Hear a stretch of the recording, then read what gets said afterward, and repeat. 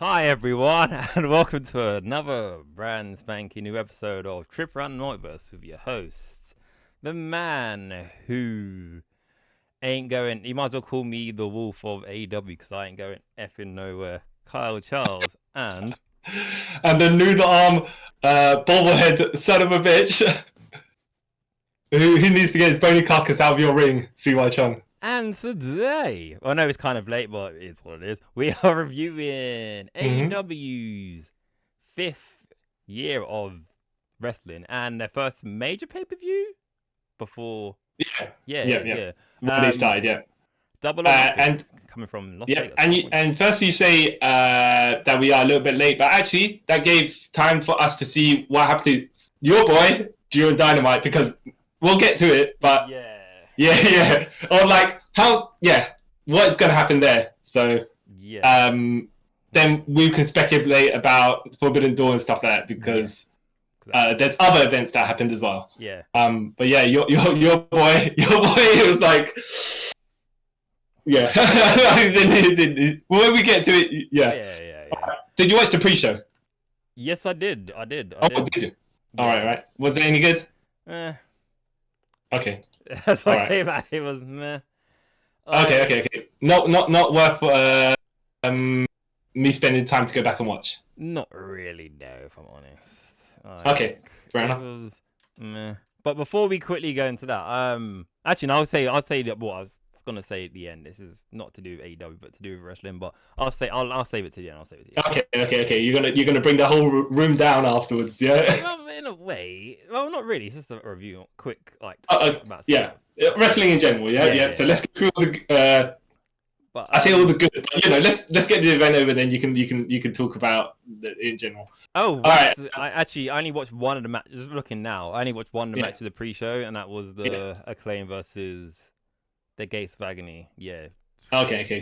So Thunder Rosa versus Deonna Purrazzo. Yeah. You didn't bother? No, I kind of forgot that the pre-show was on because I watched it live. I was like, I was like halfway through, like, oh crap, and then Sure. I can't say nothing. I didn't watch it either. But why watch the Acclaim versus the and Billy Gunn versus the Cage of Agony if you were gonna watch if you were gonna watch some of the pre-show, wouldn't you watch all of it? It's only another match. Yeah, but or you're like the Acclaim and BA Billy Gunn, Yeah, it's like I kind of forgot that they were still a thing. Yeah, which is I've kind of noticed a lot with a lot of things in AEW. I keep forgetting that certain things are a thing because Well, I'll get on. Well, I think it's also interesting to see where the Acclaim and Billy Gunn kind of go after losing to Bullet Club Gold, but where are they going? So there's that as well. Yeah. So, okay. So main card, the first match, which I was surprised was the first match. Yeah. William. Well, no, I think the structure in the card, it made sense. Yeah, it made sense. Yeah. It was Will Ospreay versus the international champion Roderick Strong. Yeah. For the title. Yeah. Yeah. Now, did they do Doomsday Device on Will Ospreay? He was on the outside in the electric chair position, and I think one of the other guys from the Kingdom, I think it was Taven. jumped over the top rope, do a flying clothesline. Will Ospreay, and Will Ospreay, he looked like obviously he was meant to flip over, right? Whether he flipped over, landed his feet to dodge it, or whether he's supposed to take it, that's a different matter, right? Yeah. But he looked like he cracked the back of his head right onto the floor. Yeah, it didn't look too good, and even I was like, okay. Now, it's a little bit of suspense that Roderick Strong might actually win. Yeah, but I thought it might be stopped or something. I was like, oh, okay. Yeah. I was like, did they do it on purpose? Or I was like, no, they did not. They did not do that on purpose. No, I legit think that was like a botch. But it did help me suspend disbelief for a little while, because Roderick Strong, I was like, the chance of you winning ain't particularly high. Yeah. Though he put up a good fight, but I think you and I, we're just like, no, Will Ospreay's, unless there's shenanigans, Will Ospreay's winning. Ospreay is winning. Yeah. But how weak do you look if they're against him? You're the heel and you lose. So yeah, would have been a bit dodgy, isn't it? But and Roderick Strong, he looks good. Yeah. But because he had to have he didn't look great. No. But like this is like I like this match. Yeah. Yeah. But yeah. I'm a diehard Roderick Strong fan, and I kind of as soon as they announced this match, I was like, yeah, he's not winning. Plus, look. The whole Undisputed Kingdom thing. What have they been doing? Remember, they meant not to be the biggest like thing, and what they now? Yeah. Really. Mm-hmm. So like, yeah, this was kind of. I did think maybe because Will Ospreay was going to do the Tiger Driver and stuff like that. Yeah. Where he had his second thoughts about doing it. Oh, maybe Roderick will sneak one. Yeah.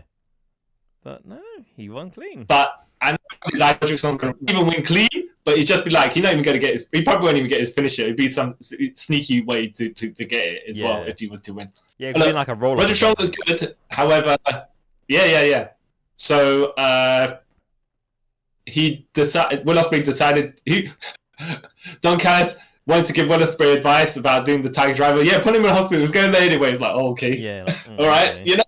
All right. Yeah, and Will Ospreay decided not to do it, and then Yeah. Then I think does he eat a finish from Roderick Strong, but he kicks out and then Hidden Blade. No, he goes to. Roderick goes for End of Heartache. He flips out of it, and lands on his feet. Sorry, yeah. And then he gives him a Hidden Blade. Then I'm pretty sure he gives him this Stormbreaker as well, and that's how he wins. Yeah. I was like, oh. Yeah, I was like, all I was thinking as well, Roderick Strong, unfortunately, was a transitional champion. Is only to get the title off, what's his name? Orange Cassidy, and then on to Will Ospreay, without having Orange Cassidy lose like he lost to Will Ospreay before. Yeah. At Forbidden Tour. So I don't think they wanted him to eat a good couple of losses. Yeah. To the same guy. Not that it would have been bad or anything, because they had a good match out. Yeah. It's just like now, where do Undisputed Kingdom go? Because even what happens next, you're like, really? This is there? Because what's his face? Wardlow comes out to hell, but he gets caught obviously by the refs, and he's all smoking like meh.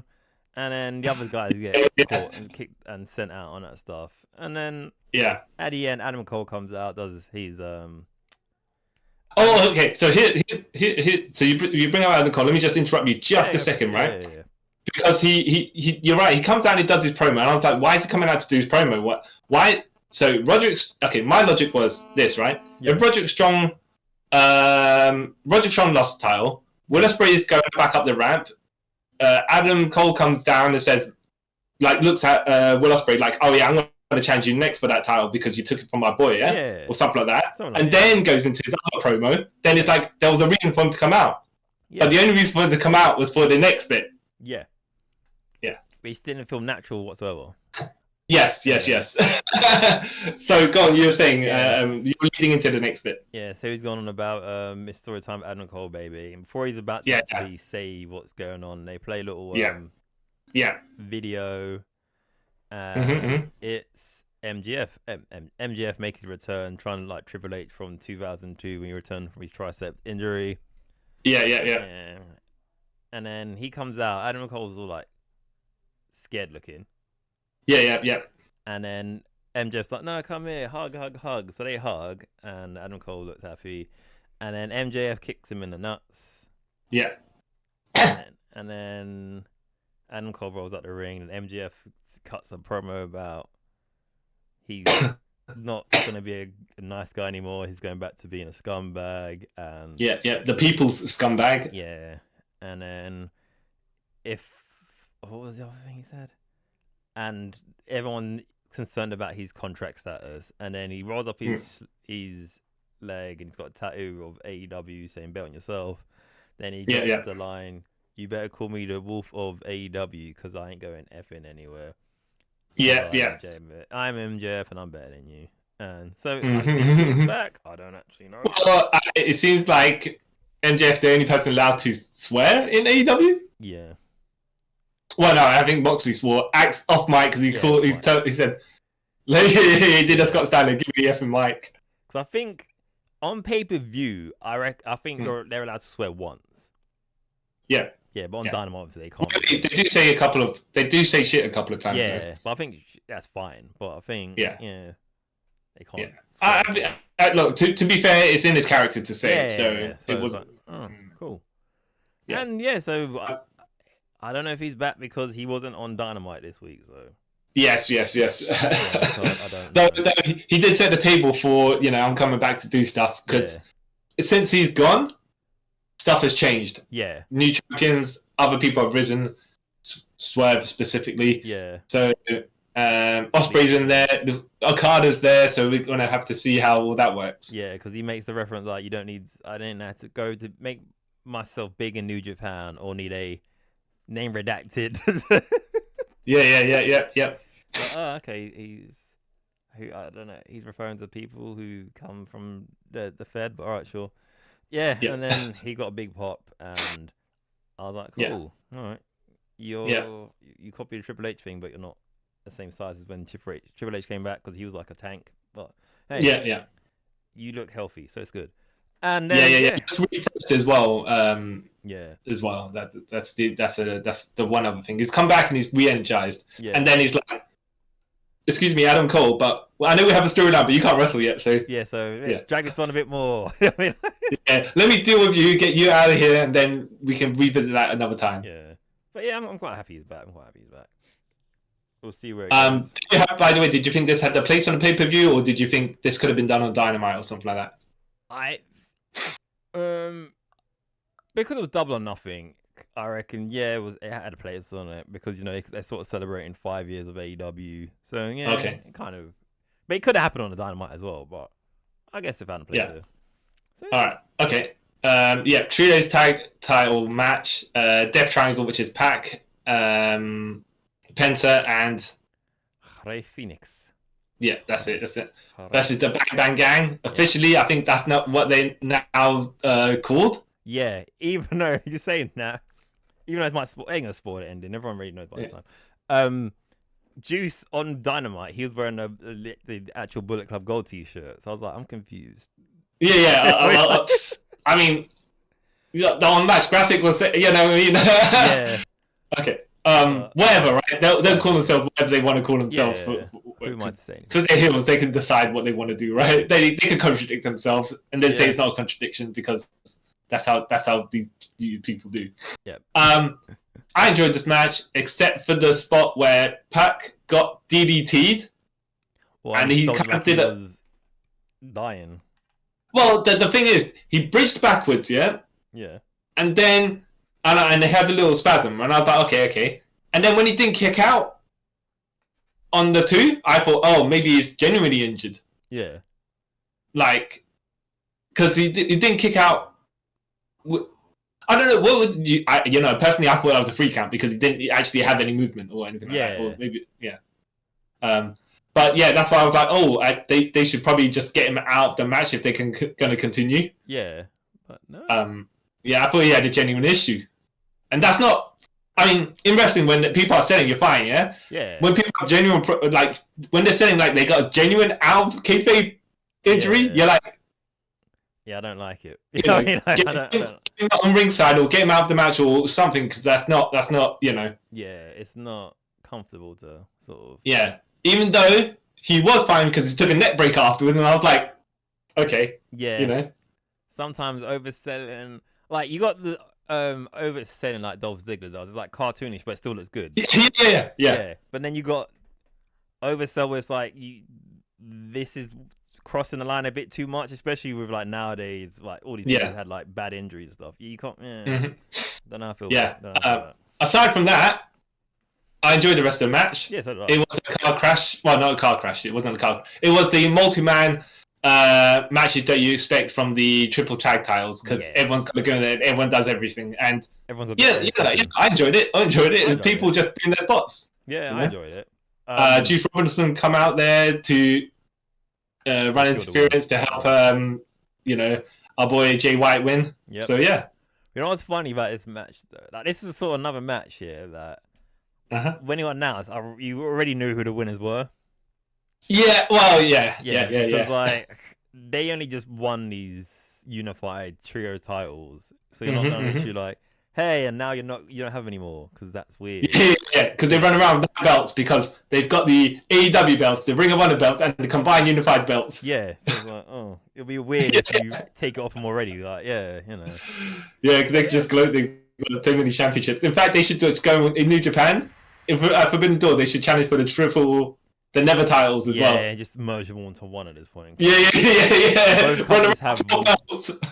Like at this point, both companies have way too many titles. I mean, like, pointless titles. But yeah, I'm glad they merged these belts, and I always thought the Triple Crown was merged, but obviously in AEW. But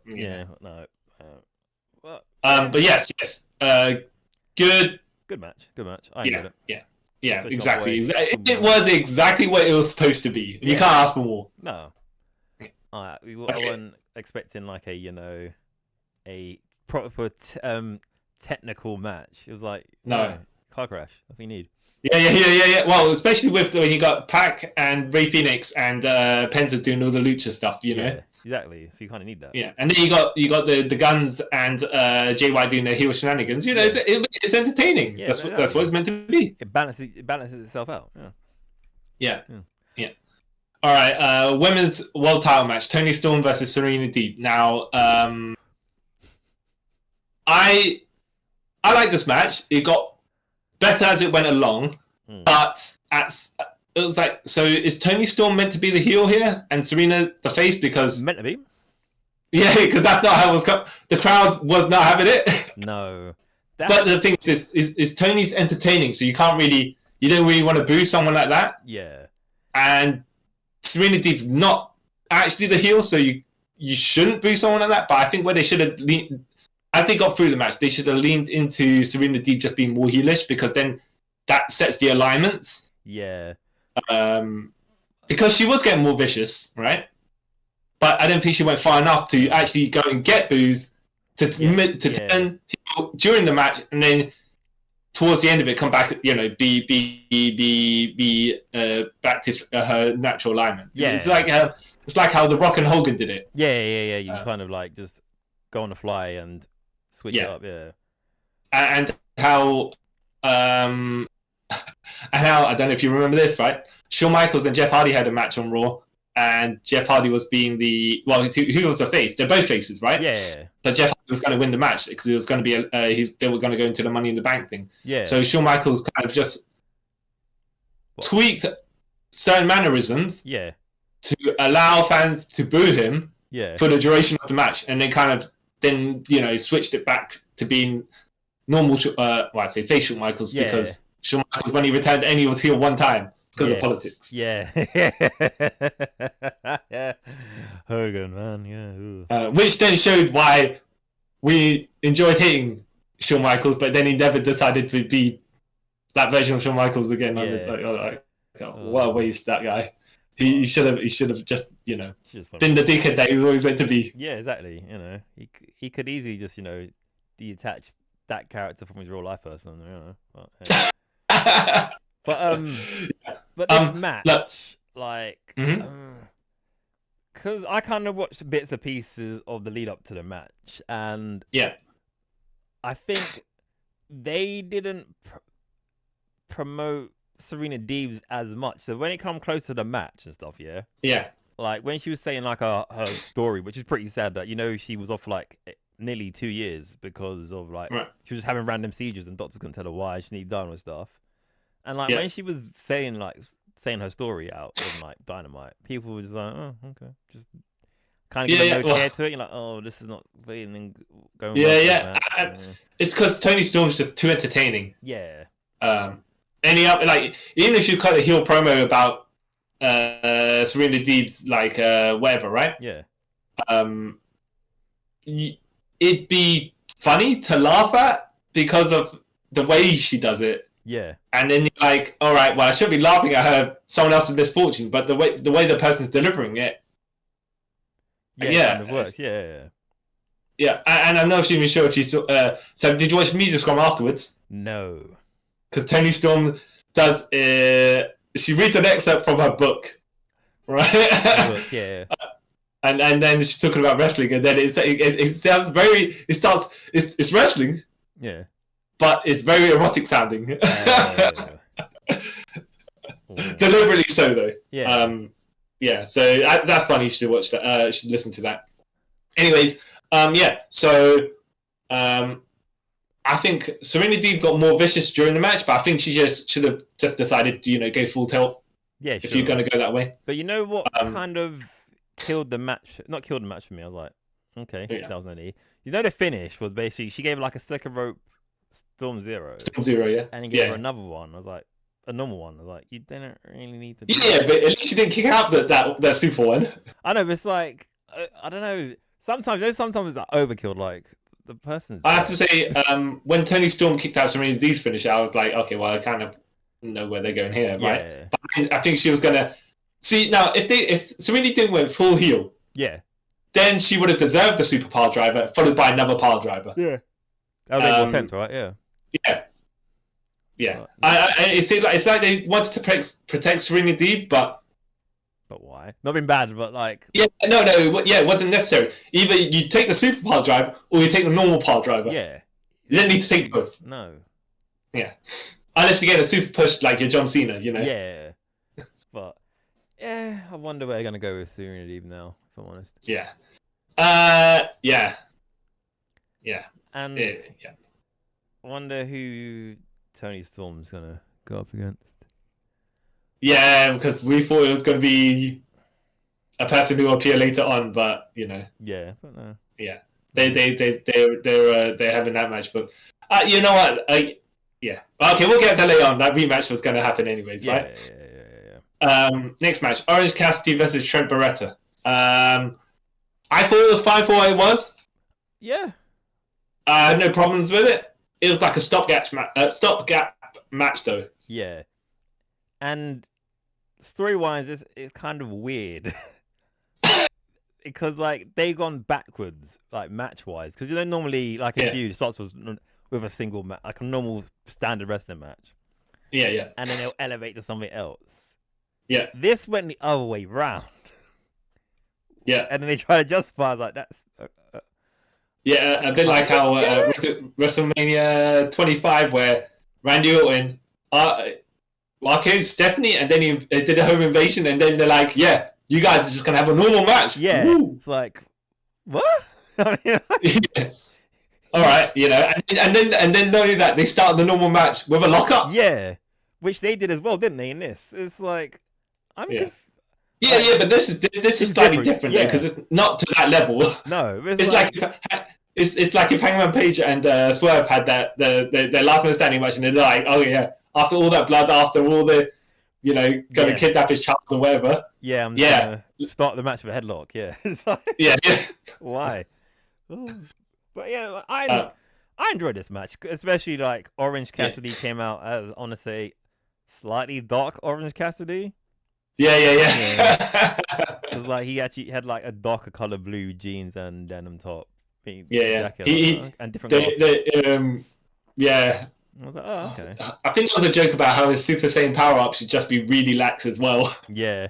So I was like, they were going to be like, you know how when Jushin Liger turns into Cushion Liger, the Super Yeah. Orange Cassidy does the reverse and gets even more sloth. Yeah. Like, when he charges up. I was just like, oh. And then and he came back. He came out to his old song. Yeah. I was like, okay, cool. All right. But yeah, no, it's a good match. Like it's Trent and Orange Cassidy, two really good wrestlers. So it was good. I enjoyed it. Yeah. Just a weird. Even though you couldn't have full total events going on later on. Yeah. Orange winning here made sense for Dynamite. Yeah. It does. Yeah. But they would never have known that prior. Well, no, actually, no, because they would have still had that worked out. Yeah, that bit. It kind of worked in good favor for what happens in Dynamite. Yeah. It's like, okay, because you could kind of see it go either way, if you know what I mean, when we get to that point. But yeah. Oh, okay, that's cool. All right. So for the world title, Hook versus Shibata versus Jericho. Yes.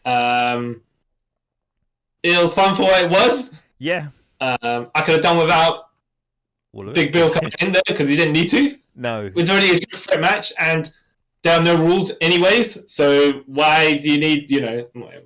No, but that, like I've never understood about these triple, like when the hardcore matches, whatever, yeah, and then why don't you just come out with your second? Why don't you come out with them to start, and they can just start murdering people from then, rather than I think they need to be clearer on the rules set, because if you obviously in the triple threat you can't be disqualified, because then who wins, right? That I get, right? Yeah. But the match then should be thrown out if there's other people that are non-competitors within the match start doing stuff. Yeah.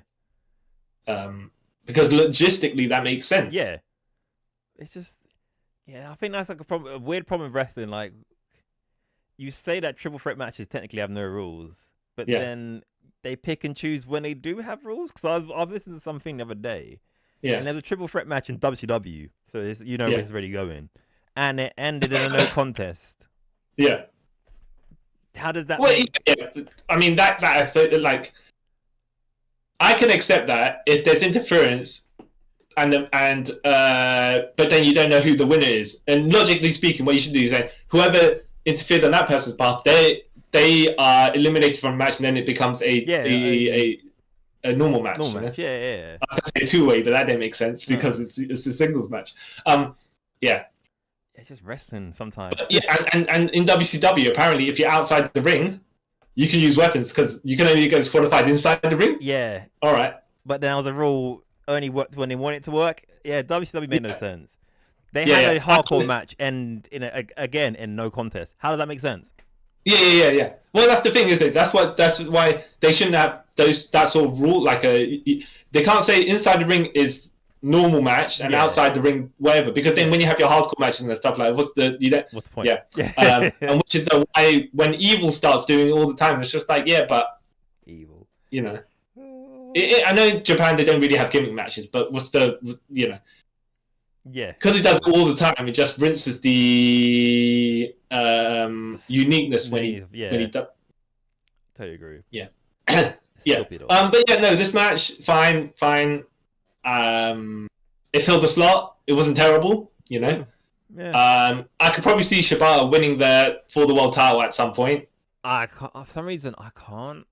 It's gonna go back to Hook, or they might just not defunk it. Just get rid of it, because realistically, at this point, what is the point of this title? Because it just always seems to come back to Hook because his dad owns it. You know what I mean? Like, it's just That's what I'm saying. It's it's a bit dumb. We'll see. We'll see.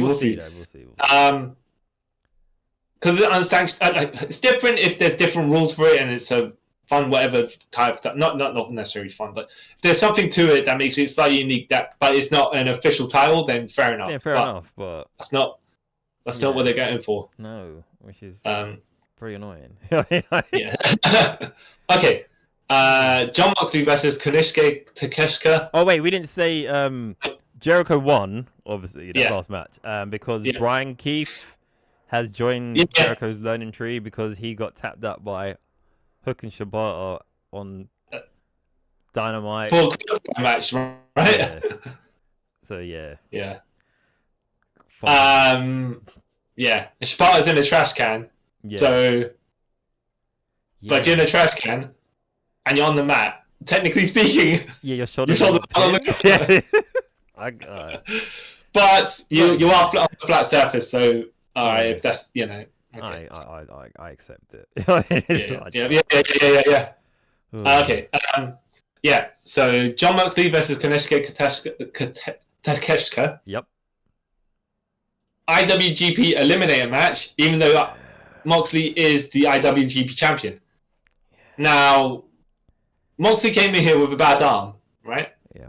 But I think we still both knew which way it was going to go. Yeah. Because Moxley was the champion, This match, I'm going to say, was pointless. Like, don't get me wrong, I like both these guys, but this match was pointless to be on Double or Nothing. Yeah. Like, you could have done this on a Dynamite. Yeah. And the only way you could have got around this match having meaning behind it was Takeshita winning. But we all knew he wasn't going to win because... Or if it was a title match. Yeah. He didn't need to win, but there's significance to it. Yeah, the reason for it to be You can't have him in a title match, a non-title match, that if he wins, he gets a title shot. Because usually, if you win the non-title match, you are losing the title rematch. Yeah, so that's what I've never understood about these eliminator matches in AEW. Like, it doesn't really make sense to me. Yeah. Because has anyone actually won an eliminator match and then won the title? No. Well, unless you're going to say that the guy's a dominant winner. Like, say if Will Ospreay won a title eliminator match, and then he goes for the world title. I can see that happening, right? Yeah. You know? Or even Okada or something. It just depends on the person. Moxley himself maybe as well. Yeah. Look, like you say, even though it's a pointless match, it was a good match. It was a good match, yeah, don't get me wrong. Takeshita looked good. Yeah. However, Moxley looked like Superman. Yeah, if I say that, yeah. He didn't need the arm injury if he was going to win. Yeah, you know. And it wouldn't hurt Takeshita to lose cleanly to Moxley, even though it's heel. You know, it would have elevated him somewhat to like that because Takeshita's beaten people and had good matches with people that are on a high level, anyways. Yeah. So he's gauged himself, put himself in the upper mid. Yeah. So having a title match which just moves him into the main event scene, and then he can move back down or whatever, you know, however you need it. Yeah. But no, it's just. I think he dominated most of the match as well by working on the arm. Yeah, right? he did. Yeah. Yeah, but it just didn't feel like he was going to win, even though he was doing all of that. And then when it came to the finish and Moxley had his comeback, it was kind of like, okay, so you only dominated for a little bit of time, and somehow, I don't really think that Takeshita did. Yeah, even with the injury, it was like, gather energy for Spirit Bomb sort of thing. Yeah, that's the kind of vibe I got from it. I was like, oh, okay. Yeah. Cool. Now, unless he used his cast to get an advantage or whatever, you know what I mean? But if anything, if Moxley was going to come in there with injury, he should have used shenanigans like that to gain an advantage, because then he becomes like Takeshita doesn't look bad for losing to a guy who with a broken arm. It's just like, this guy's sneaky. And they did protect Takeshita somewhat by having Don Callis come in there and tell him to do stuff. Yeah. Because they were showing Don Callis telling Ospreay to do something, and he didn't. Yeah. Which then I would have thought, okay, if Ospreay lost because of Don Callis, right? Yeah. But now Don Callis is telling a guy to do stuff, and he loses. So like, it kind of shows here that maybe Don Callis is the problem. You know what I mean? Like, yeah. And I say that's probably going to go in that direction, because Will Ospreay looks like he probably won't be listening to Don Callis. Yeah, he's out of the Thingy family. Yeah, even though technically he's sort of like when he done the whole thing that he's a part of the Don Callis family, but still in New Japan and the United Empire. Yeah. And then now I think they kind of forgot, oh yeah, we set this up, so we need to kind of keep making reference that he's part of this family, even though he has no connection to this family whatsoever until we make you remember it is. Yeah. But now also, if Moxley won by something sly, right? Yeah. Roll up pin or, you know, that sort of thing. Schoolboy, O'Connor roll, whatever, right? Yeah. Then fair enough, yeah? Yeah. But he actually won with his finish after all that, you know? It's like... That's the thing, though. Moxley, like... I like Moxley. I like Mox. I think he does cool. But he always wins, like... There's no, like... what's the ambiguity to his wins? Like, it's always a definitive win. Like, boom, you know, Death Rider or the bully choke or something. You know what I mean? It's never like, sneaky roll up. Personally, I think they should have protected Takeshita a bit more. Personally, I think Takeshi's on his way out. If I'm honest with you. Yeah, you reckon? Yeah, because like, didn't you hear that? There was an interview recently where he's saying like, it's not actually fun wrestling in America, because, you know, and he kind of talked about the whole, you know, push and stop with his push, like he'll push you from it and then pull him back. So I don't think. I think once he's contract, he's gone. Okay, we'll change how they treat him, but I don't. Yeah, we'll see about that. We'll see though. We'll see about that, right? Yeah. Because he's had a decent amount of wins against high profile people, so But then he's had a whole lot of losses from nobody. So it's one of those weird. Yes, this is true. It's one of those weird things. Okay. But, yeah. So TNT title match. Your boy Adam Copeland versus Malachi Black. Malachi Black. This was a barbed wire cage match. Yep. Which I forgot there was a barbed wire in this cage. Yeah. No, I enjoyed the match for what it is, and being in the middle of the card is good because you're in a cage match, right? Yeah. I don't know if I want to say it's a blood feud, but I thought Malachi Black looked good during the match. Yeah. Looks on Copeland's level. Yeah. And Copeland come out to the Brood, but not the Brood music. Yeah. But apparently he got the trademark to the Brood now. Yeah, but not the music. You know, I thought they were going to do a knockoff version of the theme. Yeah, because they've done a knockoff sort of version. Actually, no. I'm surprised it didn't get it because, you know, if I remember correctly, recently, a lot of people from the Attitude Era, their music became like, weren't under like license anymore because that's why the Hardys had their original music. Oh, no, I think that the Hardys music is, what's it called? Copyright free. Oh. Well, yeah. The original Hardy Boys theme is copyright free or whatever. Not copyright free. What's it called? What? License free. Stock music. Oh. Okay. Yeah. Okay, that's how they could get it. Oh. Yeah. So they just got to pay the people for the stock music, and that's that. Okay. That's why TNA didn't do it because they didn't have. Yeah, that makes sense now. Yeah. Well, yeah. Yeah. They just had Jeff Hardy sing their theme song, which is weird. But yeah. But yeah, back to another me is what they'll never be, right? Yeah. Oh, solid. But yeah. And as soon as he came out from the ground as well, you know, when he came out from the stage, it was like, Gangrel's coming at some point, isn't he? Oh, you thought? All right, I didn't predict it myself. I didn't. Okay, but we'll just jump straight to the end, right? Okay, not straight to the end, to the midpoint, right? I thought it was a cage match he had to escape. So when Malachi Black kicked Adam Copeland, right? yeah, with the referee unlocking the thing, but you're not supposed to be looking, right? Yeah. Like when the Big Show threw Austin against the cage and he unlatched the bottom. Yeah. Anyways, I thought, he won the match, but Malachi Black didn't look bad during that because he helped him accidentally win the match. Yeah. I thought it was over. I thought it was done and dusted. No, it wasn't. No. I was like, okay. Then he had Malachi. Then he did that so you can get to the next part, innit? Where the House of Black come out. You don't know whose side they're going to go on. Yeah. They stand next to Adam Copeland, as though he was on his side. The crowd are like, ooh, right? And then they turn on him. I was like, what? But you know what? Like, this bit made no sense to me in a way. I was like, leading up through a feud, did they ever tease this sort of thing that the... So I'm saying, so that would have came out of nowhere. I'm like, wait, what? Yeah. Even though the crowd bought it, right? I thought, okay, maybe they're trying to make Malachi Black look sympathetic. Fair enough, right? No, but it's like, we got you. Yeah. All right, fine. Like, and then you never had me. Well, they get Adam Copeland back in the ring, and then the lights go red. Yeah.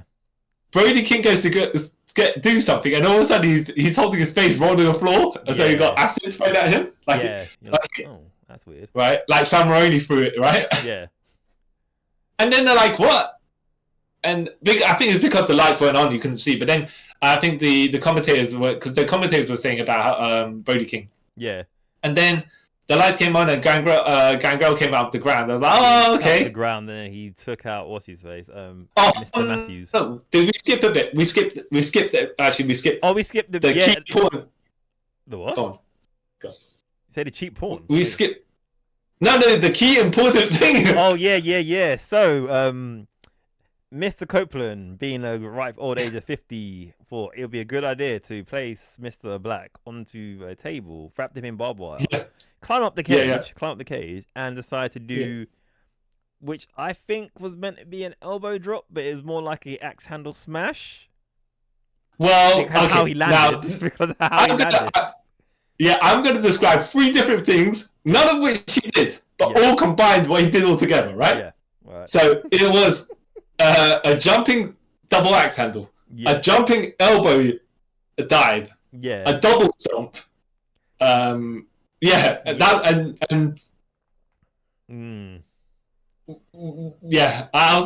like, oh damn, I think he's hurt after that, right? Because I was like, you see, like even out of kayfabe or whatever, right? Yeah. You're like, you shouldn't be landing like that. No. Yeah. No one should. Even if he was like 24 years old, right? You shouldn't be landed like, Yeah. And I was like, how are you trying to break your fall logically, right? Yeah. First of all, you don't need to do that at that age, right? But you don't need to prove anything at this point. You don't need to, your safety is what's most important, right? So if you were going to do a splash, maybe you should have double stacked the table, like have 2 tables up. Yeah. Because then you would have went more for it. Even though he could have, if it was 2 tables, he might have missed the top of it. He needs to come down perfectly, right? Yeah. At a decent vertical. Yeah. But what he did was even like, you should, unless you're Finn Balor doing the double stomp, which it kind of looked like he was going for, but the cut, Yeah. He probably thought the splash is going to hurt, and then he kind of. I kind of felt like maybe I kind of thought maybe he put the table too close, and that's why he was like, "Oh, I need to sort of do what I'm doing and come down vertically rather than like horizontally down." Now, obviously, like he's the athlete, so and we're only criticizing the way that it looks, right? Yeah. But another solution could have been, right? Yeah. He climb up the get on the corner, hold the top of the cage, and do like the Vader bomb. Not the Vader bomb, but the belly splash one. Yeah. That would have been like more of a. It would have given him a height, and then he could have landed safely, and he wouldn't have been that high up. Yeah. Because he stood up on top of the cage and then went down. You don't need to go that far. No. Like if he just did it from the top rope, I reckon he would have been fine. Yeah. But good on him though, because he still after this did a spear, didn't he, to win? Yeah. Well, he continued the rest of the match. Yeah, he went like a couple of more minutes, but yeah. And then Gangrel came out, and then Gangrel chased off the rest of the House of Black, and then Cope did a spear. Yeah, because he gave Brody the Impaler. He went to he gave Mr. Matthews, Brady Matthews one, and then Mr. Ripley, you mean? Yeah, Mr. Ripley, sorry. And then he got Black Mass, or the End as they call it now. Yeah. By Malachi Black, and then Malachi turned around and spear like a hoppy spear because obviously. Yeah. Oh, I was gonna say, I was like, how did he manage to? Because if he managed to do spear, maybe it was all right, Yeah. But I didn't immediately think he was injured, by the way, because he still was. It wasn't until the next day that I heard about it, and then it made sense when when him and Gangrel hugged, when he kind of was like limping to Gangrel, but I thought he was just selling the damage of the match. Yeah. I was like, I hope that landing looked terrible, but I hope he's all right. Yeah. But no, he broke his tibia. Yeah. Which I can say is okay, but do we go through Dynamite, the angle that happened to Dynamite now, or do you want to do that after the entire thing? We go for it now because I don't know much about it, so you can help. Okay, so as the Elite, it made perfect sense. Yeah. That no, they did to the end because it's the Elite. Because it kind of probably go into what? Yeah. Cool. Right. Okay. Yeah. So. Yeah, as soon as Gangrel came out, you were like, Cope is winning. Yeah, of course. Straight away, and I think they, even if he in his own head was like, okay, I have a broken foot and I know it, right? Yeah. He couldn't call the audible because Gangrel coming out helped him. You know, it wouldn't have made sense. Yeah. It made them all look stupid. You like if Gangrel never came out, fine. Yeah, right? you could have called it and said, "Yeah, you pin me, you become TNT champ." Whatever. Yeah, exactly. But yeah, by the way, does that mean, that do you think the Brood will reunite and go for the triple titles at some point? Just like I'm not saying win them, right? But just have a match or something. I don't know, because then but to be, it's gonna happen. Then we have to see Gangrel wrestle. But then I don't know if Gangrel's back. You know what I mean? If it was just like a one-off sort of thing. Well, look, if they're just doing like a hardcore title for the trios tag team at some point, like okay, why not? You know, one off. But then that's got to be. Don't need to win it. You need to get Christian back off being angry dad. Well, Cape's out for like 9 months probably now, so yeah, so it could work. You can slowly transition Christian to being a face. Yeah, but though, like you're saying, it doesn't make sense to call Gangrel at the moment if Christian is not in their peripheral. Yeah. But because we all know that they're gonna have Edge and Christian. Well, sorry, Adam Copeland and Christian Cage were gonna reunite at some point during the AEW run, innit? Yeah. With, would you think it'd be called David Heath, or would you think it was just Gangrel because they're gonna go by his kayfabe name, but everyone else's? Well, actually, Christian Cage is his kayfabe. But that'd be still weird though, like Adam Copeland, Christian Cage, and Gangrel. That just sounds weird, doesn't it? Yeah. You'd have to call them all their real name, like not their real name, their kayfabe wrestling names or whatever, isn't it? Yeah. Yeah. So you call him David Heath. Yeah, that makes sense. Then you could like say all their names, then say the Brood. Like it's weird, like Adam Copeland, Christian Cage, and Gangrel. It's like, oh, that's weird. The Brood. Yeah. All right. So TBS title match. Mercedes Mone. Oh wait. First. We got to remember this is one of the triple main events. Borrowing something stupid that WWE used to do. Willow Nightingale champion, and I think they were trying to set the alignments that Willow was the heel and Mercedes was the face, but it's like, what? No, like Willow's naturally face and Mercedes is naturally heel. You can't. You shouldn't be mucking about that. Yeah, it doesn't. Okay. Yeah. I guess. Actually, you know what? I like this match. I thought it was pretty good. Good. Mercedes being spiteful because she broke. So in the New Japan match for the New Japan Women's Strong Title. Yeah. Mercedes broke her ankle. Yeah, and she was meant to win that match. A freak accident, but she broke her ankle. I think it was coming off the top rope. Like Willow's supposed to push her off. And then I think on the way down, she landed badly, which these things happen. Because I know how they try to sell it, that she broke her ankle from the doctor bomb. I was like, but that doesn't make any sense. Yeah. Like, you land on your back for a title. But good on Mercedes, by the way, just basically saying, even though she was meant to win the title, then she's like, she didn't win it, and then vacated. She just like, just give me the doctor bomb. Yeah. One-legged doctor bomb as well, by the way. Yeah. But this is a return match on that, which was really good. But I think Sasha should have. I think Mercedes should have been even more heelish.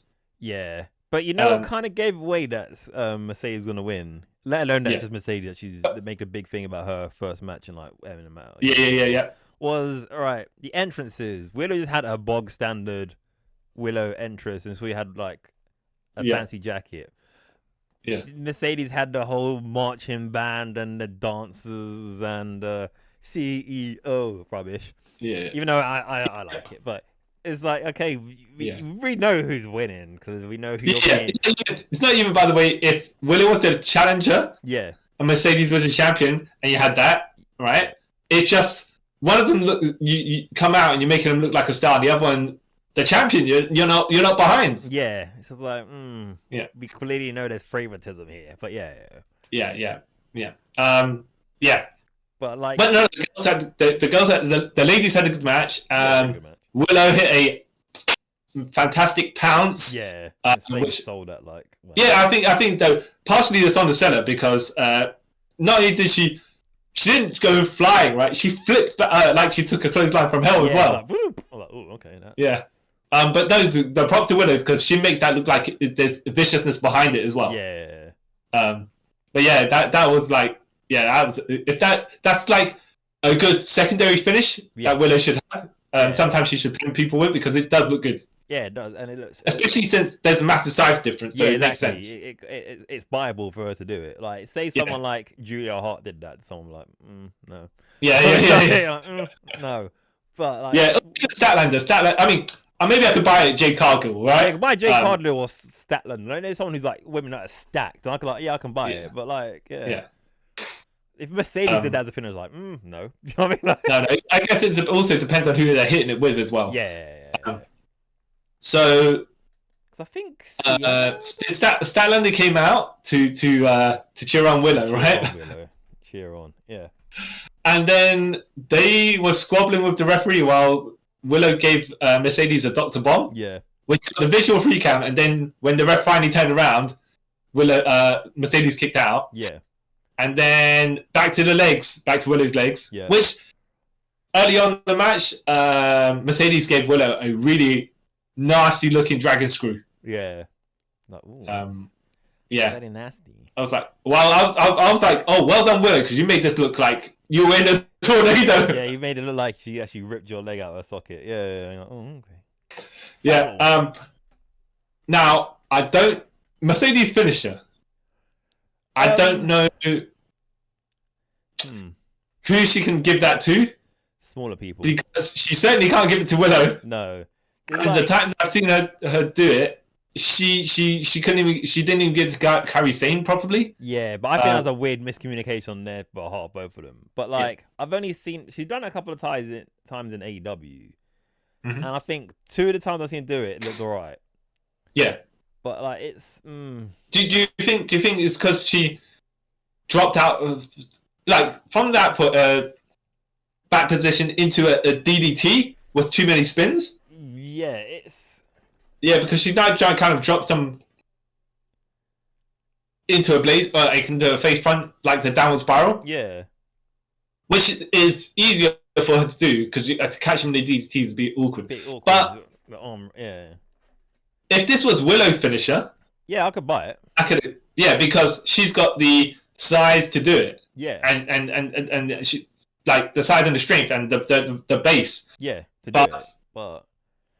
Mercedes can't. No. Like, she hasn't got to push to the rotation, especially with someone Willow's side. You can't do it on her. Like, she tried to, right? But I remember in WWE, she kind of had the same sort of move, but she span around into a knee, and it looked a lot more smoother than this, because I think wrong. Yeah. I think maybe she should go back to the knee. Yeah, it would have made more sense. Yeah. You could do it sort of on anyone. Yeah, exactly. By the way, you've seen the Z360 as Zoe Stark does, and I'm like, that's dope. That's too complicated. It looks awesome, but it's too complicated. It's one of those weird convoluted moves. Like, did you ever see Austin Theory's finisher in the Indies? No. I'll show it to you after. It's the most it's awesome, but it's the most convoluted things I've seen in my life. Okay. It's like all these twists and turns. Like, wait, what? Yeah. Have you seen? I will talk about convoluted, right? We're going off the thing, but have you seen the moonsault flip styles clash? Yeah. And I was like, you don't need to double flip rotation to clash someone in. I was like, this is dumb. and the guy who was taking it, I read later on, he didn't even realize that's what was going to happen. He thought it was just going to be a normal one, you know. Oh wow! The guy doing it to him decided to do the rotational flip. And I was like, wow. You shouldn't trust someone. No. You know, when you're putting your body in someone's hands, you can't be. That person should not be doing things that you didn't agree to. Decided not to do. You know. Yeah. God. Well, yeah. So wait, you have to remind me. Mercedes did win with her finisher, right? Yeah. Well, attempt of edited for a version of Pro looks great, but I mean, just like the edited version of the Stella to someone. Oh yeah, to name reacted. Yeah. Or you've heard about that time on NXT, right? Where no, it was on Raw. Where remember Jackson Riker, aka Gunner, or whatever his name. Yeah, his finisher at the time was like a powerbomb, and he will walk over to the ropes, bounce on the ropes, and kind of like 180 powerbomb them. Okay. And apparently he flopped it so many times they had to literally re-record the whole ending of the match, right, on TV to look good. I'm like, oh, speaking of edits as well, there was one where Dexter Lumis. I think he did a senton dive outside the ring. When he broke his ankle. It was a triple threat match, right? But he didn't land properly and he broke his ankle. Yeah. Right? But they cut the clip, right, as he came out. Yeah. And then they had him standing on the ground. Yeah. Yeah, he landed it. I'm like, okay, but then how are they going to do the rest of the match? Then he magically disappeared. They finished they double super kick him. And then this match without him. No, I'm not saying. I'm not saying that's what actually did happen. But I was thinking something like that did happen. How they kind of got out of it. I was like, oh, okay. Oh. Yeah. But yes, Mercedes wins, and then she does her little celebration. Yeah. CEO stuff, and then Statlander and Stokely Hathaway of like Willow's like, oh, no, that's it. Stokely starts shouting at Willow, and Statlander's like, no, you can't do that to her. She's my friend. So then she pushes Stokely over. Statlander pushes Stokely over. Then her and Willow leave the ring. And as they're walking up the ramp, she kind of like pie faces her to the ground. And pie faces Willow to the ground, yeah, Willow to the ground. And then she does it. She picks up, does it again. And then her and Stokely walk out together. Cementing that Statlander is now a heel. And Willow's all alone. Yeah. Yeah. Now, would you have had Willow win this match, by the way? Me personally, yes. Yeah. Yeah, it just would have made a bit more sense. Yeah. Because Mercedes was going to win the title at some point. Even if Willow won this one and then Mercedes won the rematch, right? Yeah. By being even more in her face, right? Yeah. And that's when they could have done the turn, if I'm honest. But yeah. Yeah, the vicious tendencies, you know? Yeah. They could have done the turn with Statlander and... Or would have made more sense, Statlander had something to do with Willow losing. Yeah. But I think they needed... See, they've got something they set up on Dynamite for Mercedes to have a match. So, and I don't see why Willow couldn't have had that match, by the way. The match was good. The result was the result, right? Yeah. It could have went either way and it'd been fine, but I just would have preferred Willow getting a win because it would have been less predictable, and then she can lose the rematch. And now she's basically she's another like transitional champion because she only won the title like a month or two ago against what's her face. Only because Julia Hart was injured. Yeah. So it's happened to her twice, basically. So yeah, her title runs. Yeah. All right. Okay. So AEW World Title match: Swerve Strickland champion versus Father of the Year Christian Cage. Yeah. With Mama Wayne, Nick Wayne, and Killswitch. Yeah. And also, cool shout out to the Warriors by Swerve. He came out wearing the film The Warriors. He was wearing like their vest, and he was paying tribute to that. Because even Nana came out going, was it Christian come out to play? No, he was saying Swerve. He was saying something. I can't remember if it was Swerve or Christian. Yeah, he was saying that. Yeah. That was pretty cool. But yeah, this match.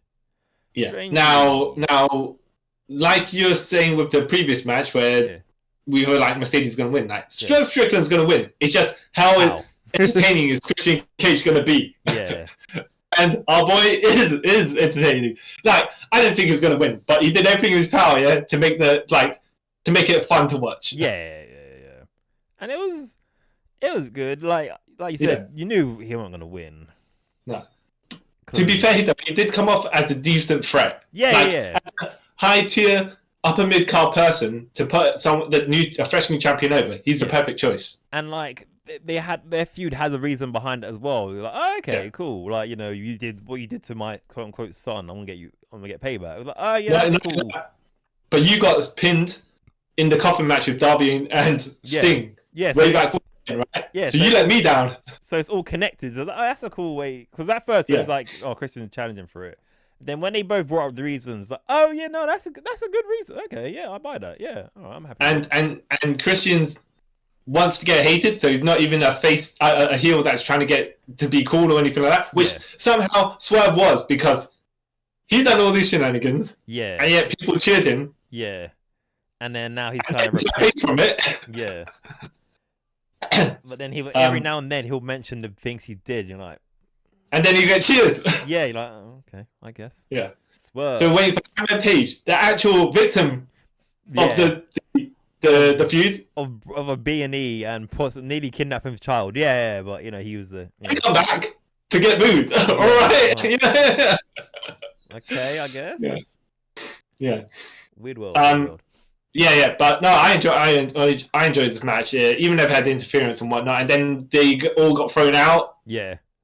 I think Prisnada got thrown out as well. Yeah, he got thrown out first at the beginning. Nick Wayne went to give Christian the belt on purpose. He knew that Nana would come and stop him, and then he jumped off. So Nana's holding the belt, and the referee's like, "Hey, you know, you're out of here." And Nana's like, "Nah, but no, him, no, but me, no." Yeah, and then I'm about to say the Waynes, the patriarchy, or the Cages. I'm calling them the Cages. They went to do something nefarious, and then the referee saw them and was like, no, you're out here too. And they're like, nah, this is rubbish. You shouldn't do this to me. But then they all sort of come back in and out of the match to help anyway. Which doesn't make any sense, but also makes perfect sense. Yeah. All right. I mean, rules are rules until of course they're not rules. Yeah. But yeah, no. The booking made sense. Why it was made sense, and how they got there made sense. Yeah, exactly. There's nothing. There's like I can't like pick out any like plot holes or anything or stupid things in the match. It all made sense. Oh yeah, no, that's especially like the bit when Nick Wayne comes back again to try and interfere, and then Nana comes and chases him out. Like, oh yeah, see that's cool. All right, that's making sense. So a good, solid win for Swerve. Yeah. Good, solid. Which he needed, because the bit after when we get to Forbidden Door, that is like, okay, now this is more of a 50-50 match, you know. Even though I got opinions on that when we get to that. Yeah, we're gonna have to in just a sec. Yeah. Okay. Now next match, Team Elite. Wait. Swerve won with the Swerve Stomp, which actually I forgot to say one of the cool bits where Christian went to give it a coil switch. Swerve's got out of that. Then they both ran ropes. Christian had to go for a spear. He went for a spear, and then while Christian went for the spear, Swerve kind of stepped out of the way and did this house call kick, and it looked pretty dope. Like, oh wow, that was goodly timed. Yeah. And then a couple of moments later, he hit 2 Swerve stomps, and he won. Yeah. So I will say it's a bit weird when someone's in the corner looking at you, and you're sitting up waiting for them to. Yeah. Like, usually people are like flat on their back or something like that. And when you sit up too long looking at someone, it's a bit. Yeah, that's the kind of my problem with sometimes how some people do the stomp. Like that one that Alberto Del Rio used to do, and they used to be like, in a trio woe, sitting up waiting for him to do it. It's like, this is stupid. Now I think when Low-Ki did it, the exact same thing. He used to step on their knees. Yeah, that makes sense. Because then and not to say, the knees then make people bend up, but they'd be like trying to grab, get them off their knees, and then some logic behind it. Yeah. Because then they're in the position to stomp, which okay, fine. But when they're literally like sort of like doing half a sit up, holding their ropes, waiting for it's like, you see him coming, you can literally just like down, and it's like that bit where who was it? I think it was Ethan Page, right? Where what's his name? Von Erich was doing the Iron Claw. Yeah. And then when he was going to do it, right? Ethan Page is like saying, no, don't do it, like that sort of thing, right? Instead of literally you could just step away from the guy and he can't get you. No, he's like, I'm in fear, I'm with the theatrics, Yeah, exactly. It's, that sort of thing. That sort of thing would make more sense. Yeah, it's like so when they're in the splash position ready to get splashed on, they're like shocked, so they're looking at the guy and they look, no, I get that, right? Yeah. And then they get splashed. It makes sense. It makes some semblance of sense, because you're like, he can't believe it's happening. He's shocked. He's deer in headlights, Yeah, which is a legit thing. That happens to some people. But, good match. When you're kind of in a sit-up position where you're semi kind of able to move, you're like, If it was like, I don't know if it was because of Swerve was taking too long or whatever. Yeah, because if it was like a couple of seconds, then I can kind of buy it. But like, that was a good like 10, 15 seconds where. Well, that's the thing is, with some moves you can do like, you see this coming, I'm gonna let you know, right? Yeah. But some moves you can't, because they need to be a bit more snappier. Yeah, that was one of them. Yeah, exactly. That the house call kick though. Yeah. No, was that? Yeah. The back kick. That's one you could use to set it up, like stun people. So yeah. Anyways, or even if he picks someone up, like, you know, they're on the floor and he puts them in grab their head, puts them in a sit-up position and kicks them in the back. Yeah. So they kind of go, And yeah. And while he's on the thing, you know, that kind of, yeah. Okay, anyways, all right. On to the Elite, which is the Young Bucks, Matthew and Nicholas Jackson. Nicholas and Matthew Jackson. Yes. Yeah, the Rainmaker, Kazuchika Okada, and the Scapegoat, Jack Perry. Yep. Versus Team AEW, which is Bryan Danielson, FTR, and Darby Allin. Oh, you mean Cash Wheeler? Yeah. And Dax Harwood. No. It was Ishii. Oh, yeah. That's what I thought. I saw it because I watched this live. I fell asleep, so I missed this whole match, right? And then I was on Instagram or something, and I saw a bit of the match, and I was like, wait, did one of them get injured? And Ishii's randomly here. And when he turned around, like, oh, that's Dax. Oh, yeah. Okay. Why is he Ishii? From that angle, he had the tights that looked like Ishii's tights and the squatness. Yeah, so like, oh, okay, and cool. I thought Kenny Omega was going to be involved in this somehow, but I was like, he had surgery, so he wouldn't. Did they swap out? Did they get a fifth member? You know? They're going to have 5 members on each side, but all right. First of all, let me just say, for the chaotic match that it was, I enjoyed it, You knew exactly what type of match it was going to be, yeah? You didn't need ring psychology for this match. No. You just wild craziness. That's what you expect. Especially when the match is called Anarchy in the Arena. It kind of told you what you're in, so, you know. Yeah. The Bucks came out, they introduced Okada, and then they get ambushed. Yeah. We missed Okada's entrance. Yeah, and then I think they played Jack Perry's music because he came out the last one to come out. Yeah. Then Bryan Danielson says, "Stop that crap! Let's play the best music ever in wrestling." They were playing the Young Bucks song because I think someone said we want music, and they're like, yeah, sure. We're gonna play our newest entrance theme, and yeah. Then Bryan Danielson shut it down. Then they played Final Countdown for a while. Yeah. Before we could go in the second loop, Matthew Jackson's like, no. This one costs us £200,000 per play. Yeah. You know, we're gonna run out of money too soon. Yeah, we're on a budget. Stop it. I was like, okay. Oh, I like that. Yeah. I like the new Bucks. I like their meta sort of gimmick. Oh, but yeah, this match. First, let me point out that Darby Allin brought a flamethrower out on Dynamite to threaten some people with. Yeah. To scare off the Elite. Yeah. And there's a reason for that because it plays later on. Yeah. And if you can introduce a flamethrower. Yeah, you can't introduce one. But yeah. You know. Yeah. Oh, you know what made me uncomfortable about this match? Go on. Darby in general. Yes. Especially how they kept on saying, like, yeah, you know, he broke his foot, like, say, a couple of months ago. Then he got hit by a bus. Yeah. And then you can see him, like, limping legit. Like, when the match was out, he's, like, limping, like, this doesn't... To be fair, he said he cleaned up. It was a slow-moving bus, and he only got hit by the side of it when he was pushing one of his friends out of the way. It wasn't like it wasn't going at a high speed. Yeah, it wasn't going high speed. So when you get hit, when you sound like you got hit by a bus, that sounded worse than it is. Yeah. He said it was only getting like 5 miles an hour though, so it wasn't crazy or anything like that. Still, however, I like you probably think he shouldn't be in this match, but then again, as a replacement, he did make sense to be there. Did he? Well, they could have for his own safety, he could have had other people, right? Yeah, I don't know. But he took some gnarly bumps.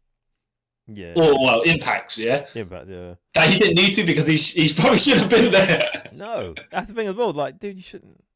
Why? Go home and sleep. You're fine. You know what I mean? Like, fine with he wanted. So Tony Khan was like to called him to ask him how he was doing for his injury. Yeah. Yeah. And then Darby's like, yeah, I'm good. Put me in the match. And Tony Khan's like, he read my mind. He knew exactly. I didn't even need to ask him. He just went for it. And Tony's like, well, as long as you can get medical clearance, you can be in the match. Yeah. And obviously he did. So that's fine. But he's just looked hurt the whole time though. Oh yeah. There was a bit where. So Darby and Jack Perry were fighting in the back, yeah? Yeah. And then Darby dunked him into the beer cooler water. Yeah, like an ice bath sort of thing. Yeah. Which made sense for what was happening later on, because he needed to look, quote unquote, wet. Yeah. Right? So then later on, as other things happening in the ring, Jack Perry drives a truck into rubbish for no reason whatsoever. And then they try to say, "Well, Darby in there?" Like, wait, what? Yeah. I think the production completely missed that, because that actually set up what happens a bit later on. Yeah, that makes sense. But because we didn't see Darby in it, in the trash, it's like, okay, what? Yeah. Even though we were told, even if you're told, you're like, that still doesn't. I can't do the leap of logic to get to. Okay.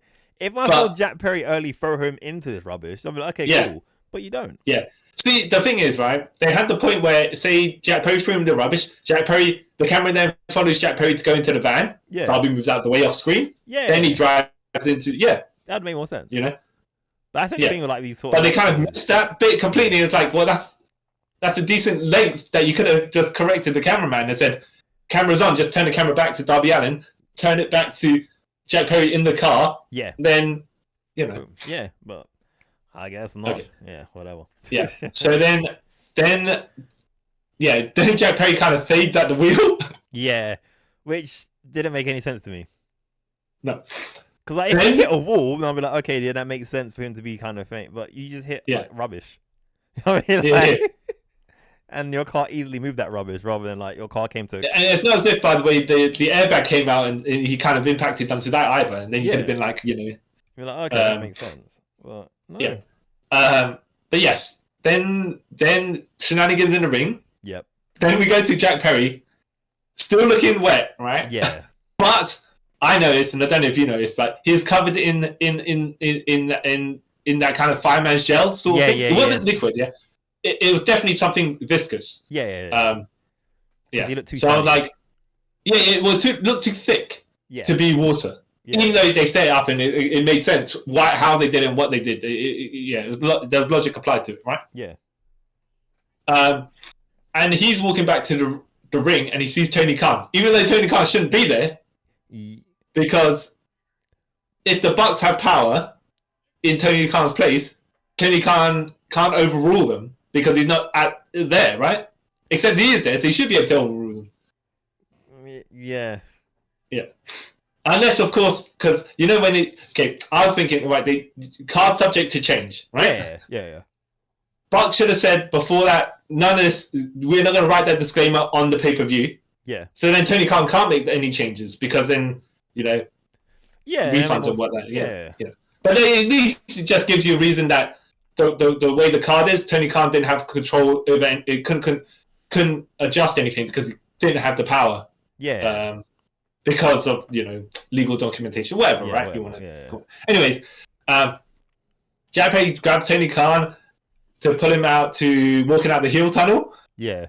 Darby comes out the face tunnel with a flamethrower, hiding in the center bit, right? Yeah. And Jack Perry comes out, and then Darby sets him on fire, sets his legs on fire, right? Yeah. And I was like, oh, good for the way that they did it safely. Yeah. And the Bucks were right near fire extinguishers to begin with. Yeah, so like, literally... They saw that... Like... Yeah, it's literally... Because literally, he walks a couple of steps, and then, like, Lindsay is there, like... With the... Yeah. So he comes out, and the Bucks shuffle near fire extinguishers because they were going to use them anyway to put out the fire extinguisher, right? Yeah. Except that Jack Perry came out, and then he got set on fire. Yeah. And...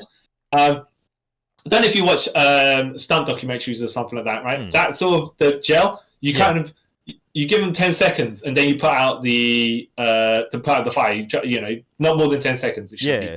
Yeah. And I counted with it just to see how close they would be to the 10-second mark. Yeah. And they're pretty, like, as much as it seemed like Jack Perry was in there for a while, it was about a normal count of 10 seconds. Oh, okay. Yeah, and they sprayed him, right? I was like, yes, because I was like, when you set someone on fire, you would immediately pull the fire extinguishers. You wouldn't be like, let's give them some time to burn. Yeah, free. Yeah, you're not going to do that. Especially if they're your teammates, you know? Yeah, exactly. Especially your friend. Yeah. Yeah. But yeah, but he only sets his legs on fire. Well, his jeans or whatever Yeah. And then he's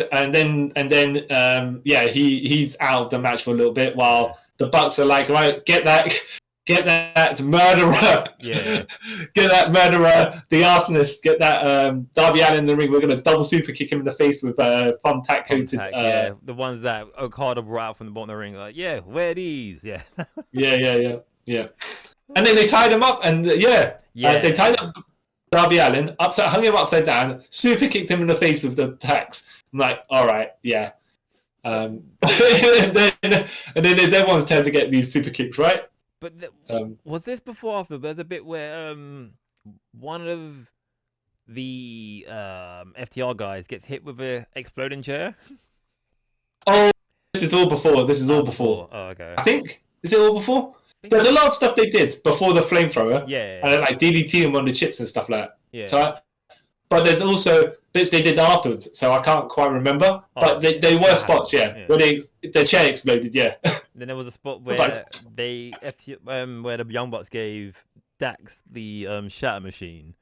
Yeah. And it split him open. There was one where Okada had a arm sleeve that had thumbtacks on it, and he gave one of the FTR guys a Rainmaker. Yeah. I was like, oh, Okada. Now, here's the thing with the Rainmaker, by the way. Yep. Awesome. I just assume, right? Yeah. Logically speaking.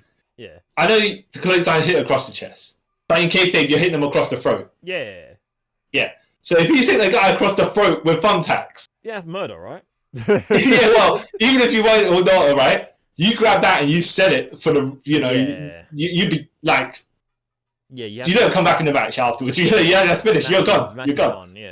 But yes, like you say, you could tear a guy's throat apart with that. I mean, the super kicks are a strike. Yeah. Yeah. Okay, but this thing is coming at you, and it's like claw effects. Yeah, it doesn't, really don't make that much sense.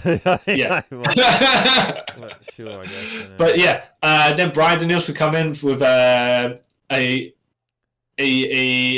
super hope spot where he's just beating up everyone, except that then he gets rainmakered, and then he gets picked apart, and then Jack Perry with his burnt legs come back with gave Bryan Danielson a flying knee to finish him. Yeah, he done his weird pose where his arms are bent outwards. Yeah, and then wait, like the goat horns, right? Yeah, that makes sense. Okay, that makes sense now. Yeah, you should do that. Have you seen the wrestler Ram Jam? Yeah, it makes sense now. That makes sense. Yeah, that makes complete sense now. And then while this is all going on, what's his name's hanging, isn't he? Darby Allin is still hanging, holding his face, while they tore apart his face mask after they super kicked him. Yeah, the face mask that had pins on it, which didn't make any sense. Oh yeah. Look, it was the chaos that it was, right? Yeah, man. And because it was the only kind of hardcore match on the card, they could do all this crazy stuff. Yeah. It felt special. Yeah. It felt great. I don't know if Jack Perry's going to absorb Bryan Danielson's finisher. Maybe. As the flying knee, but because you've heard Cody's thing, right? If he's wrestled you more than 5 times, he absorbs your move, and it's like, okay, I guess at least. Yeah. Who else did that? Oh. Someone else did that as well, where they started absorbing moves from the EC3 did it for a while in TNA. Oh yeah. But if this was for do you think there'll be a Jack Perry Bryan Danielson feud later on, so Bryan Danielson can help put him over, because Bryan Danielson loves to do that with young talent? I believe so. Yeah, I believe it's gonna happen. It makes sense to do a feud. I don't know how many words you want to make Jack Perry have from that, right? But to hang with Danielson is something. So Dynamite. So Adam Copeland had to vacate the TNT. Well, no, he didn't have to. The Young Bucks vacated it for him. Yeah. Young Bucks were like, well, it was our fault because we told him to go out there and break a leg, and he broke a leg. So therefore, yeah. Now, technically speaking, what they should have done, which would have made a bit more sense, right? Yeah. They should have said Jack Perry told him to break a leg. Yeah. And therefore, Jack Perry was responsible for Adam Copeland actually became the title. Therefore, Jack Perry is champion because he won. Like, you know, he deserved super heat if they did that. Yeah, but they didn't do that. They kind of said, "Oh, we're going to give Jack Perry the title now." Oh, so he's TNT champion? No, he's not. Oh, okay. Because Christopher Daniels come out, all right, okay, and then said, "No, Tony Khan has given me power to be interim manager, even though you guys fired me. So you can't. So what I say rules what you guys say. There's going to be a ladder match for this for the TNT title at Forbidden Door, but we're going to have qualifier matches." Okay. Yeah. Okay. On Friday Night Dynamite, which they were like, wait, what? Okay. Yeah. But like you said, right? If they just handed Jack Perry the title, it would have been great heat. Yeah. But they couldn't really do that because it would have not cheapened the title, but he's not involved in any of that. Yeah. So if he wins it, that's different. Yeah, it's different. Yeah. Even if Young Bucks help him win it and stuff like that, you know. But before they came out to do that promo, though, but as they came out to do that promo, they so they give the mic to Okada, and Okada is like to the crowd because they will be, "Shut up, bitches." Yeah, I got funny. Yeah. And then later on, the Young Bucks say, Okada, we got a special gift for you.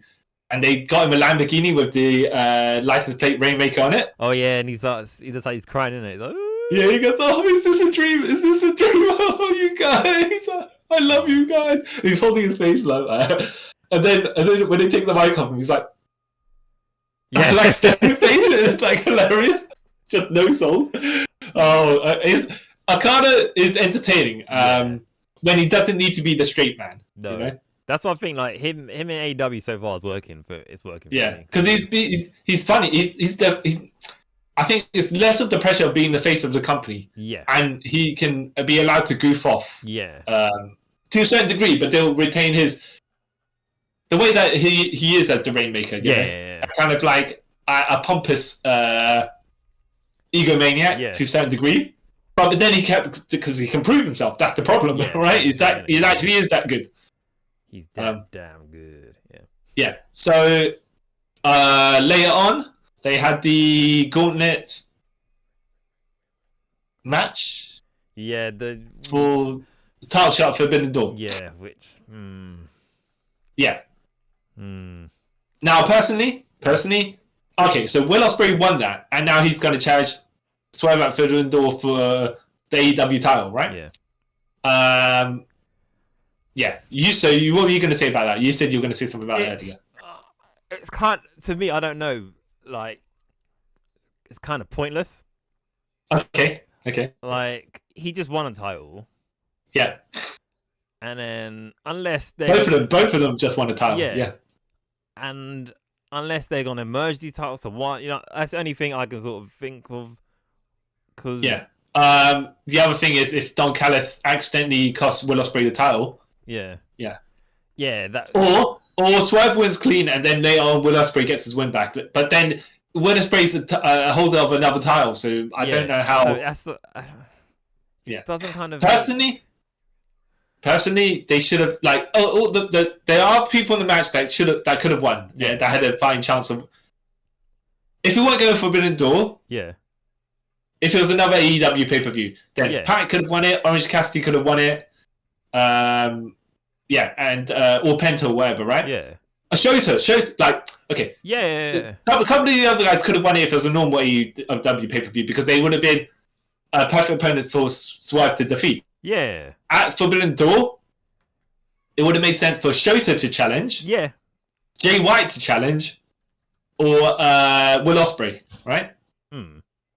But I don't think if you're taking a guy there at Forbidden Door who could take the loss, Shota or Jay White would have been the more logical choices. Maybe Shota, because I don't know about Jay White, because he lost not even cleanly, stupidly to MJF not long ago. No, but Jay White can take a loss and it doesn't matter. It doesn't affect him. I think to now any degree. It will start to matter. Okay. Because it'd be like, oh, you had 2 chances, and you're sort of like in some weird mid card. Well, okay. But he's a heel, Yeah, and he's a heel, but... Swerve is a face, so it would have made and yeah. Though I think both you and I, logically speaking, would say Shota would have made more sense, even though Shota's a face and Swerve is a face. Oh, you could have been like do like you normally do at Forbidden Door. You could have got someone like Sanada to challenge Swerve and lost, and it'd be fine. You know what I mean? There's so many people they could have done. Yeah, even Ishii. Ishii, actual Ishii, and not Dax Howard. Not fake Ishii, yeah. Yeah. There's like so many choices to do this now. It's like, like you could at least or even Tanahashi himself. Yeah. And he could take losses left, right, and center. He's still Tanahashi. You know what I mean? Yeah. Well, if you wanted to do, but I mean, Evil's challenging Moxley at Dominion, which is before Forbidden Door. But even if he wasn't, they could have had Evil in there. Yeah. Even though we're like Evil with whatever matches, but he's a certain rank in New Japan. Yeah. So at least, yeah. It's a weird choice. I mean, Ospreay they're pushing, and that's the problem. I think even though he could take a loss, it just seems too quickly, too soon for him to challenge Swerve because he's only, like you said, that's the issue there. Yes. The New Japan Strong Championship Women's Champion Stephanie Vaca. Yeah. Challenging Mercedes Mone for the no. Is it title versus title or what is it? I'm not too sure, you know. I'll probably well, we'll see. It's just probably champion versus champion. Yeah, it might be champion. Yeah, which is probably explains why Willow did like I was saying, Willow didn't win because they were going to that match. Yeah.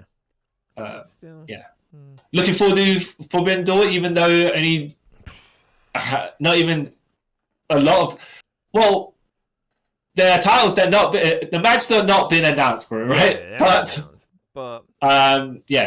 it's always good quality. So you're looking forward to see what the lineup is. Kind of looking forward because I feel Forbidden Door always sort of kind of delivers. So I'm looking forward to it. But who do you think will be Mox's challenger? We're obviously assuming that Mox will beat Evil. He has to be Evil. Like you can't beat Takeshita and lose to Evil. I mean, like it's Well, yeah. Like obviously there's reasons why that happened, but like Yeah. Who do you think is also going to challenge for? Who do you think is going to challenge Mox? I would like to say maybe Shingo or Naito, so then that can kind of get their. You don't think, by the way, if it's Naito, maybe the title will change hands back. Yeah.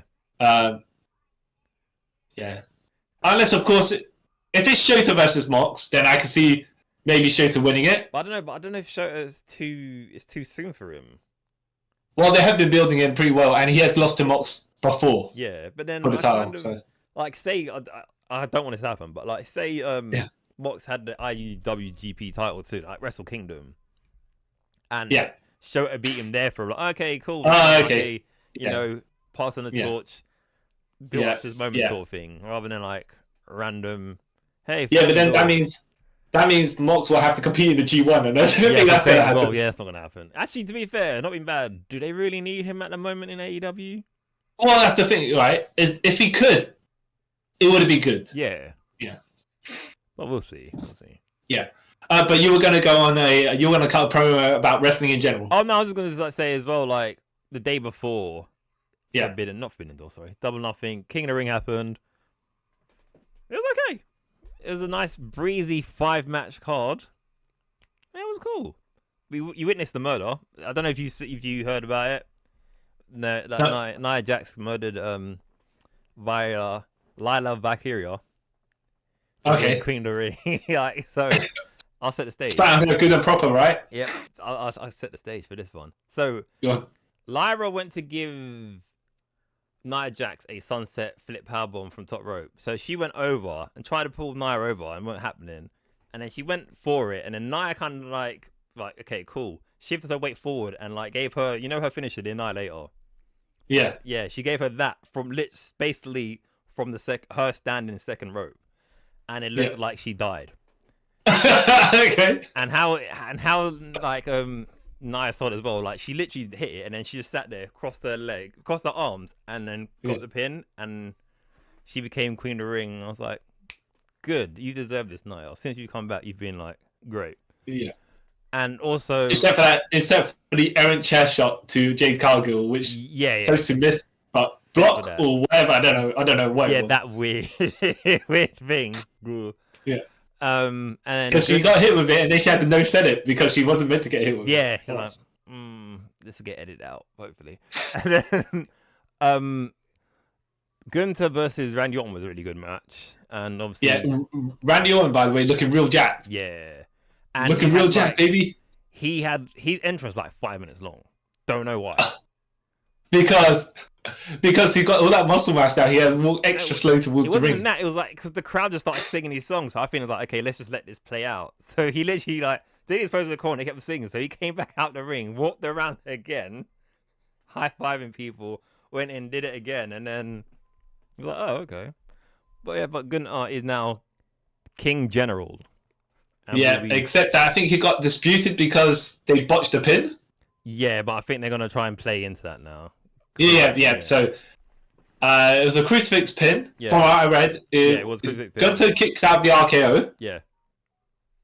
To look strong. Then Randy gave him he gave Randy a crucifix pin. Yeah.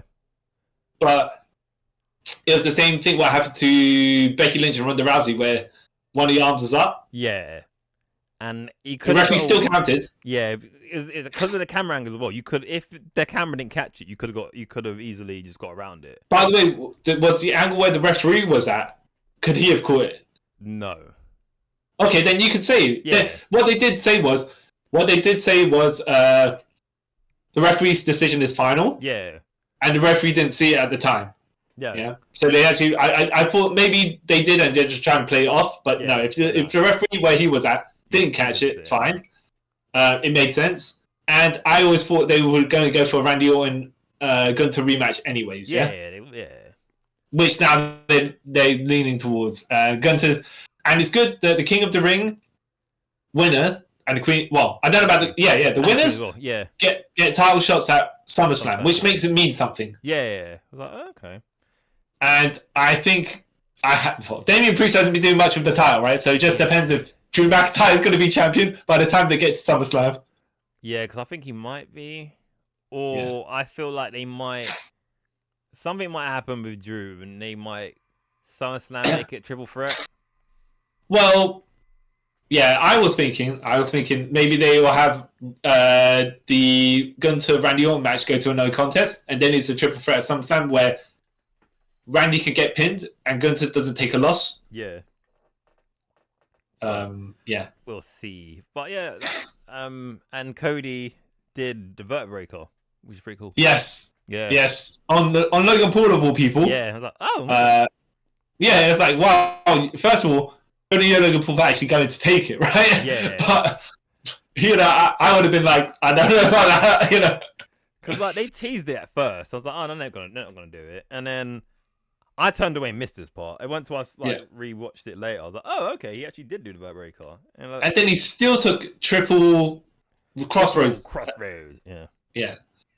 Even though AJ took one to finish, but but that was more, in my personal opinion, that was a harder fought match. So I guess that you can kind of and people kayfabe it like, he could have just done one on Logan Paul and pinned him, but nah, he just fought just out. Yeah, he's like out of like arrogance, like, you know what? He's just like, you know what? This guy deserves it. This deserves this one and another one on top. And then there was a cool spot though when Logan goes to the top rope. Yeah, he sets Cody up on the announce table, goes to the top rope, and they get a drone shot. The drone goes all around Logan. Oh yeah. And he does the Triple H spray water, and he does the frog splash on it. And how they caught the angle, it looked pretty good. Like, oh, that's pretty good production. How they pulled that off. Yeah. And then the only other sort of thing that happened was Becky lost to Liv Morgan. Liv's women's champion now. Yeah. Well, look, I think Liv probably should have won it from the beginning. Should have won that battle royal for it because it kind of made sense. That made sense, yeah. because of our storyline of stealing Rhea Ripley's woman, stealing Rhea Ripley's man, as well as injuring Rhea Ripley. So yeah. But I don't know. I think maybe they put it on Becky to kind of give Liv kind of more of a story. I think Becky's contract was coming up anyways. Yeah. And I think she was going to take time off to be with Seth for his injury. Yeah. But they were like, I don't know, maybe they try and give her one reign before she disappears TV off a while. I don't know. Yeah, there's something, but I was like, yeah, I guess, and it kind of gives more heat to Liv now, because when Liv did this whole thing for real, was she technically a heel at that point? No, she was just like, no, I accidentally hurt someone, and now I'm running with it. Yeah, so I guess you. No, the title. I take that man. Yeah. Okay. I take their spot in Judgment Day as well. Yep, which I'm quite looking forward to see what's going on with that. I'm glad they're doing something with Liv Morgan now, because they seemed to, for a while, it was just her. They couldn't figure out what to do with her character or anything like that. They gave her many different things, and it's just like, look, we're gonna keep her just to keep her, but yeah. And now they've got something for her good, you know. Yeah, hopefully they kind of follow through with it, because like her first SmackDown Women's Championship reign was quite terrible. Oh yeah. I mean, yeah. Look, like, she had that Daredevil gimmick or something that was a bit like she like pain all this other stuff, and it's just like that. But that does not. That's none of that is authentic to her. Yeah, like that came out of nowhere just because. Yeah. They're trying to make it a Hardy Boys kind of ish, but not. But I don't know. Yeah. But it seems they kind of found a groove with what they do with Liv now. Hopefully it works. Hopefully. Yeah. Okay. So that about wraps us up. Yes, sir. All right. Is nothing else you want to add to or anything like that? No, just there's gonna be lots of wrestling stuff during the summer. I don't know if I'm happy or sad about that. So yeah. Because I think in 2 weeks is Clash in the Castle. Yeah. And then I think 2 weeks after that, or not long after that, is SummerSlam. No, Clash of Castle. Then I think 2 weeks after that is Battle in Bash in Berlin is soon after that, and then it's SummerSlam. But then you also have like no. Then you got Forbidden Door in the middle of that. Then then is it All Out? No. Then SummerSlam. Yep. Then All Out. Yeah, and then All In. Sorry, All In, and then All Out. All Out. Yeah. 2 weeks later. Yeah. So yay. Yeah. No burnout whatsoever. No. Yeah. Well, I'm looking forward to it. Yeah. Oh. Yeah. So yeah. Thank you guys for listening to us review AEW Double or Nothing 2024. I'm about to say 2025, but that's not a thing. That came from Las Vegas. Anyways, hope you all enjoyed. Let us know what your favorite match was on that card, and also where do you see these stories going? Is it too soon for Ospreay to be challenging for world title? Yeah. Should Mercedes have won already? Are the Bang Bang Gang mid carders? I don't know. I love them, but I can say that. I don't. Yeah. Well, look. We already said we support our boy Jay White, but they're just not doing much with him right now. So yeah. Also, forgot to say as well, Trent joined the Don Callis family. Forgot to mention. Yeah. Because I think we brought it up. So yeah, I'm gonna. Well, it's only a matter of time before the Don Callis family either turn on Ospreay or he turns on them. So yeah. Well, we'll see. Yeah. Because they're down a member. Oh yeah, they're down a member because Hobbs is injured. Yeah, I just realized that now. Well, they're up a member now, but yeah. Yeah, and the kingdom is the Undisputed Kingdom is kind of like. What are they? Yeah, whatever. Right at this point, I mean, they're just there. They're just there. Well, they're not there anymore because that's it. They're just injuries. All right. But yes, that's us signing off. Yeah, don't forget to follow us on Instagram and Twitter, which is you can find the links for that up top in the top corner if you're watching this on YouTube. If you're listening to this on Audio Realm, don't forget to give us a 5-star review, and you can find our links and stuff in the description bit. Don't forget also if you're watching YouTube, like, share, subscribe. It would be very nice of you. And until next time, guys, I have been the man who Shouldn't jump off top rope because I'll break my That's so mean. That's so mean. And I'm the man who's got his legs on fire, but did a flying knee finish. You know what he should have done? You remember on that? He should have been on fire. Yes, yeah. Exactly. Yeah. I'm back, baby. That'd be awesome. Yeah. See my chug. And like to thank you guys for taking a trip with us around the multiverse. See you in the next one. Bye. Bye.